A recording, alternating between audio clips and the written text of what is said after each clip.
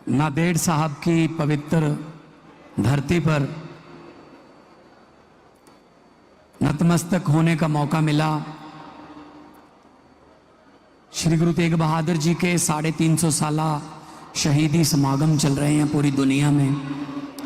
आज आके यहाँ बहुत सुकून मिला, नतमस्तक होके तख्त साहब श्री हजूर साहब में माथा टेक के। सबसे पहले जितने भी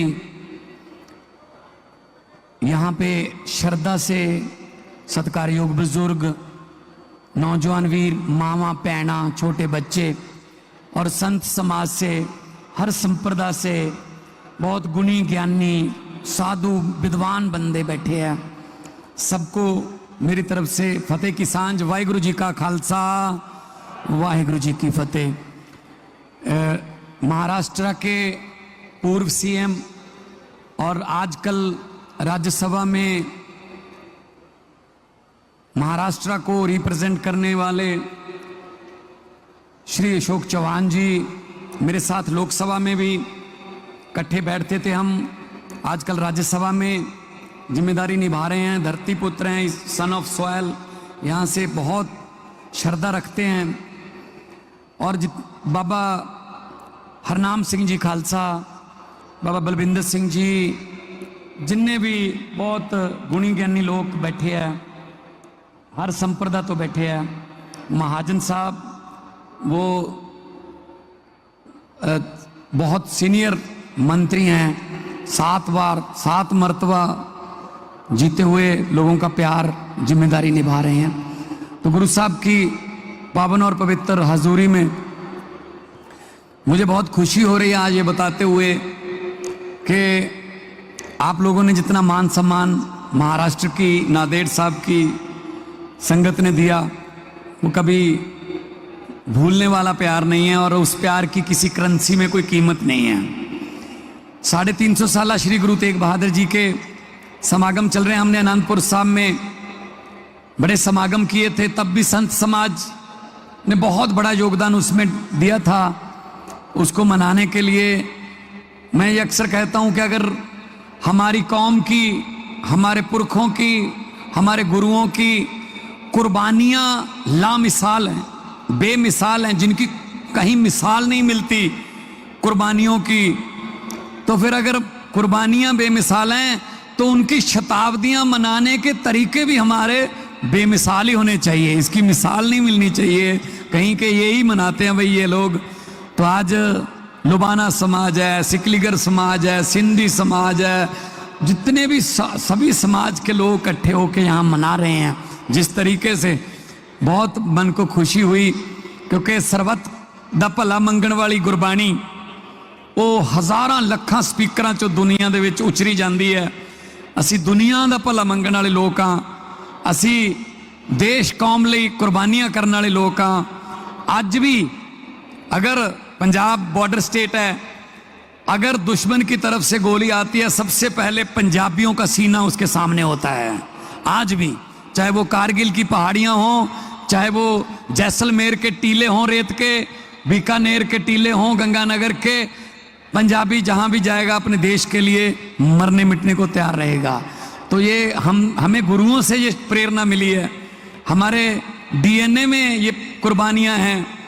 आप चौहान साहब, पूरी दुनिया में अगर कोई आफत आ जाए, कहीं तुर्की में भूकंप आ गया, नेपाल में कोई कुदरत की आफत आ गई, श्रीलंका में बाढ़ आ गई, वहाँ रेड क्रॉस जो है वो लोगों की सहायता करने के लिए पहुँचे ना पहुँचे या बाद में पहुँचे, लेकिन लंगर पहले शुरू हो जाता है पंजाबियों का जी, सबसे पहले। शास्त्री गुरु नानक साहब ने 20 रुपए का साधुओं को, भूखे साधुओं को भोजन छकाया था। ऐसे 20 रुपए डिपॉजिट करवाए कि उसका तो ब्याज ही खत्म नहीं हो रहा जी, मूल तो अभी छेड़ा ही नहीं, ब्याज का ही चल रहा है। तो पूरी दुनिया में जहाँ जाएंगे आप, लंगर की सेवा सबसे पहले मतलब आपको मिलेगी। और सबसे बड़ी बात, जब गुरु साहब के पास कश्मीरी पंडितों का वफद आया, पंडित कृपा राम जी के नेतृत्व में, के जबरदस्ती धर्म परिवर्तन करवाया जा रहा है, हमें बचाओ। तो गुरु साहब ने कहा कि किसी बड़ी शख्सियत की कुर्बानी की जरूरत है। तो बाल गुरु गोविंद सिंह 8 साल के थे, वहीं खेल रहे थे। तो उन्होंने कहा पिताजी आपसे बड़ी कौन शख्सियत हो सकती है। तो गुरु साहब ने कहा चलो। चले गए दिल्ली लाल किला में और बोल दिया उस समय के हाकम को, औरंगजेब को, कि अगर हिम्मत है तो मेरा धर्म परिवर्तन करवा के दिखा। भाई सतीदास जी, भाई मतीदास जी, भाई दयाला जी, उनके सामने, उनकी आंखों के सामने, गुरु साहब के आंखों के सामने उनको गर्म पानी के जो कड़ाहे होते हैं उसमें उबाल के और आग रुई में लपेट के आग लगा के और शीश पर आरा चला के शहीद कर दिया कि शायद गुरु साहब ये देखकर डर जाएंगे, ये देखकर मान जाएंगे। लेकिन गुरु साहब ने कहा ये गुरु के सिख हैं, ये नहीं मानने वाले। तो फिर उसके बाद गुरु साहब की कुर्बानी हुई। तो लखी शाह बंजारा जो था वो अपने घर पे गुरु साहब का धड़ ले गया। और धड़ ले गया जब उस दिन बारिश बहुत हो रही थी, आंधी थी, तो पता ही नहीं चला उनको कि धड़ कौन ले गया। तो उन्होंने, लखी शाह बंजारा ने कहा कि शायद पीछे वो मुगल आते होंगे, शायद मुझे ढूंढते होंगे। तो उन्होंने अपने घर को ही आग लगा दी, इससे संस्कार कर दिया।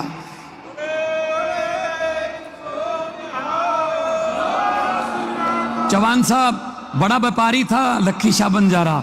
आज जहां गुरुद्वारा रकाबगंज साहब है वो उसका घर था, वहां उसका घर था, आग लगा दी उसने। और भाई जैता जी, भाई जीवन सिंह जी, बाद में भाई जीवन जी, वो उनका शीश लेकर वो निकल पड़े पंजाब के लिए। दुनिया में ऐसी मिसाल नहीं मिलती कि किसी कुर्बानी का 2 जगह संस्कार हुआ हो, अंतिम संस्कार, धड़ कहीं और शीश कहीं और। कुर्बानी का दुनिया में आपको ऐसी मिसाल नहीं मिलेगी। तो फिर वो जो पंडित कृपाराम जी उन्होंने सोचा हम आए थे और गुरु साहब साथ में लेके चले गए और कुर्बानी दे दी। तो वो वापस कश्मीर अपने वापस नहीं गए अपने घर पे। वो गुरु गोविंद सिंह जी के साथ मिलके उन्होंने अमृत छका, भाई कृपा सिंह बने और चमकौर साहब की लड़ाई में गुरु साहब के जो बड़े साहबजादों के साथ उन्होंने शहीदी प्राप्त की, कृपा सिंह जी ने। मतलब ऐसे लोग थे, क्या लोग थे, देश कौम के लिए जान निछावर करने वाले। क्या उनका जितना सत्कार करें, जितना भी उनका प्रचार करें वो कम है। तो हम चाहते हैं कि गुरु साहब का, कुर्बानियों का आने वाली पीढ़ियों को भी पता चले, पाठ्यक्रम में पढ़ाया जाए। जो भी माध्यम हैं संचार के, उनके जरिए दिखाया जाए कि हमारा इतिहास क्या है, हमारा जो विरसा है वो क्या है। तो ये बहुत बड़ा आयोजन यहाँ पे किया गया है और मैं सारी प्रबंध की कमेटी को बहुत बहुत बधाई देता हूँ, बाबा जी आपको भी, सबको, कि आपने इतना बड़ा आयोजन यहाँ पे करके रखा है। और एक भी मैं जब आया तो जो यहाँ के कलेक्टर थे वो भी पगड़ी पहन के मुझे लेने आए एयरपोर्ट से। तो हर किसी ने पगड़ी पहनी हुई है और इतना मतलब उनको हर्ष उल्लास है कि हमारे गुरु साहब का हम शहीदी का समागम मना रहे हैं। तो यही हमारी कौम की विलक्षणता है कि हम अपने शहीदों को, अपने गुरुओं को, हम उनको मान सत्कार देने में हम कोई कमी नहीं छोड़ते। हम सेकुलर लोग हैं, सारे समाज को प्यार करने वाले लोग हैं, सब सुखी बसें। हमारे तो गुरबानी में दर्ज है कि नानक नाम चढ़दी कला तेरे पाने सर्वत दा भला। पूरी दुनिया की भलाई मांगने वाले लोग हैं। तो बहुत अच्छा लगा जी आज आके। मैं शायद शब्द मेरे पास कम रह जाएंगे क्योंकि ऐसी जगह पे जहाँ इतने बड़े बड़े गुणी ज्ञानी लोग धर्म के बैठे हों, वहाँ बोलना सूर्य को दिया दिखाने वाली बात हो जाती है। तो मैं, जितनी मेरी तुच्छ बुद्धि है, जितना मैंने पढ़ा है या जितना मेरे को ज्ञान है, जितनी मेरे समत बख्शी है परमात्मा ने, मैं अपने हिसाब से पंजाब की जिम्मेदारी निभा रहा हूँ। हमने 3 शहरों को पवित्र शहर का दर्जा दिया, तीनों तख्तों को, जो तख्त श्री केसगढ़ साहब, अनंतपुर साहब में तख्त श्री अकाल तख्त साहब, श्री अमृतसर साहब में और तख्त श्री दमदमा साहिब तलवंडी साहिबों में। तो आने वाले दिनों में भी बहुत से अभी फंक्शन चलेंगे अगले साल तक। और जब संगत यहाँ की आई, यहाँ के प्रबंध की कमेटी मुझे मिलने के लिए चंडीगढ़ में, तो उन्होंने कहा कि आपको यहाँ आना है। मैंने कहा जी ये मेरे लिए भाग्य की बात है, किस्मत की बात है, मेरी अच्छी किस्मत मैं कहूँगा कि मुझे आपने बुलाया है। और आके मेरे माता जी, मेरी माँ, वो तो लगभग हर महीने ही आते रहते हैं। वो तो ट्रेन में, वो तो उनको तो ट्रेन का ड्राइवर, टीटी सब जानने लगे हैं, क्योंकि वो संगत को लेके आते हैं, गांव से लेडीज़ को, माँओं को, बहनों को लेके आ जाते हैं। तो बहुत जितना भी यहाँ के दर्शन करके सुकून मिलता है वो कहीं और नहीं मिलता जी। तो बहुत जो भी मुझे 2-3 आज जो पत्र भी मिले हैं चौहान साहब के, नांदेड़ साहब को भी पवित्र शहर का दर्जा देने की बात अगर सरकार तक पहुंचाई जाए। और पंजाब भवन है यहाँ पे, 2008 में पंजाब सरकार ने बनाया था, उसको बहुत अपग्रेड करना है, उसके कमरों की हालत ठीक नहीं है। वो भी हमने टूरिज्म डिपार्टमेंट में ऑलरेडी आज बोल दिया है और उसको भी अपडेट करेंगे। शानदार कमरे बनेंगे, यहाँ की संगत को कोई तकलीफ ना हो। बहुत सी संगत पूरी दुनिया से आती है। और वेरका जो हमारा ब्रांड है दूध का, वहाँ से घी आता है, वहाँ से प्रसाद आता है, पिन्नियाँ, पनीर, खीर आती है। तो उसका भी थोड़ा सुचारू रूप से करना है। वो पंजाब सरकार की मतलब कॉरपोरेटिव एक एजेंसी है, वेरका मार्कफेड के अंडर है। तो उनका भी जो संगत यहाँ की कहेगी, हम कोई गुरु साहब के लिए खजाने की कोई कमी नहीं है। जहाँ से हम खजाना मांगने आते हैं उनके लिए हम कोई बजट रखेंगे। जब है ही गुरु का खजाना।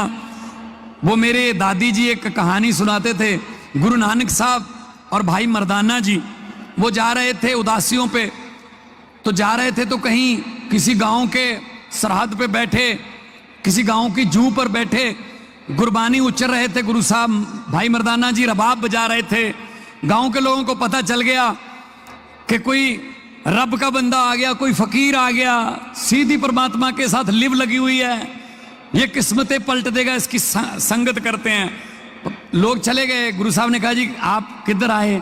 कहते जी आपके साथ चलना है। गुरु नानक साहब ने कहा हम सत्य के रास्ते पे चलने वाले हैं, सत्य के रास्ते बहुत मुश्किल होते हैं, आपसे चला नहीं जाएगा। कहते जी नहीं चलेंगे। कहते चलो। चलते गए, पैदल चल रहे थे तो रास्ते में चांदी के ढेर लगे हुए थे। इधर भी चांदी के ढेर, इधर भी चांदी के ढेर। जिनको चांदी चाहिए थी उन्होंने चांदी उठाई, बोले थोड़ा सा चलने से कितनी किस्मत खुल गई, चलो वापस चलते हैं। तो काफिला आधा रह गया। तो गुरु साहब ने पूछा जी आप? कहते जी हम चांदी वाले नहीं हैं, हम तो साथ चलेंगे। कहते रास्ते मुश्किल आ सकते हैं। कहते आने दो। चलते गए आगे सोने के ढेर आ गए। जिनको सोना चाहिए था उन्होंने कहा हम चांदी वालों से थोड़ा अच्छे रह गए, हमें सोना मिल गया, वो चांदी लेके वापस चले गए। वो सोना लेके वापस चले गए। बंदे 10 रह गए। तो गुरु साहब ने पूछा भैया आप लोग? कहते जी हम सोना चांदी वाले नहीं, हम तो साथ चलेंगे। गुरु साहब ने कहा कि रास्ते मुश्किल आ सकते हैं। कहते आने दो। जब आगे चलते गए तो हीरे मोतियों के ढेर आ गए। वो 10 ने हीरे मोती उठाए। कहते हम चांदी और सोने दोनों से अच्छे रह गए।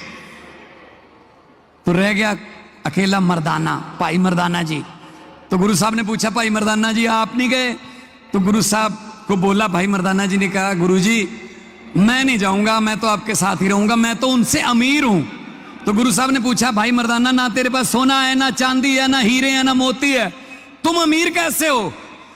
तो भाई मर्दाना जी ने कहा मैं उनको कैसे बताऊं जो सोना चांदी हीरे मोती लेकर अपने आप को अमीर समझ के वापस घरों पे चले गए, कि जो सोना चांदी और हीरे मोती बांट रहा है, जब मोई मेरे साथ चल रहा है तो मेरे से बड़ा खजाना किसके पास है, मेरे से बड़ा कौन?